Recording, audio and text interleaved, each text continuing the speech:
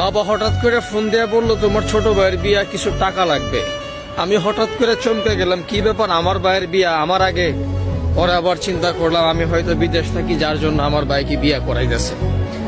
আমার ভাই বলল যে কিছু টাকা দরকার। আমি আমার বাইরে বললাম তুই টাকার জন্য কোনো চিন্তা করিস না, যত টাকা লাগে আমি দিব।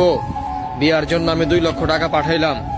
তারপর আবার ভাই বিয়ার আগের দিন ফোন দা বললো যে আমার বউয়ের খুব ইচ্ছা একটা স্বর্ণের টিকলি মাথায় দেওয়ার জন্য, আবার 50,000 টাকা পাঠাইলাম। কিছুদিন পর যখন আমি বললাম যে আমি আর বিদেশ থাকবো না, আমি একবারে চলে যাব, তখন আমাকে বলতেছে বিদেশ থেকে দেশে এসে কি করবি, কিছু নাই। অনেক কষ্ট করে কিছুদিন পর সবকিছু নিয়ে চলে গেলাম দেশে। দেশে যাবার পর সবাই দেখি মনের মধ্যে কষ্ট, আমি আসাতে কারো খুশি নাই। যে বাবা দেশে আসার পর বুকে জড়ায় ধরার কথা, সেই বাবা আমাকে দেখা যেমন মনে হইতেছে রাগ। আমি কিছুই বললাম না। আমার ভাই বলল আমার আইফোন কই, আমার বোনে বলল তোমাকে একটা ঘড়ি আনতে বলছিলাম, তুমি ঘড়িটা আনো নাই।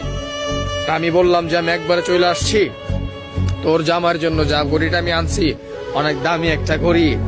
আমার বোন রাগ করলো। আমার ভাই আমাকে বলতেছে যে তোমার এই ফোন আমার দরকার নাই, সামান্য একটা আইফোন চাইলাম, তুমি আমার বউর জন্য একটা আইফোন আনতে পারলা না।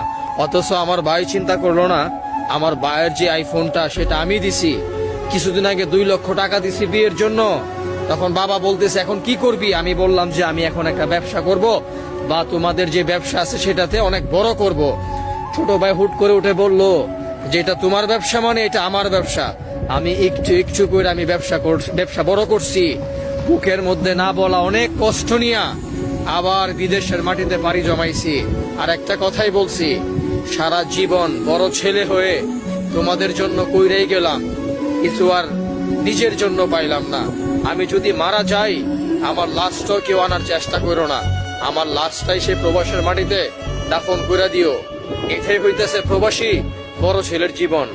না জানি কত হাজার হাজার প্রবাসী এভাবে বুক চাপা কষ্ট নিয়া প্রবাসের মাটিতে পড়ে আছে। ভালো থাকবেন, নিজের জন্য কিছু করার চেষ্টা করবেন।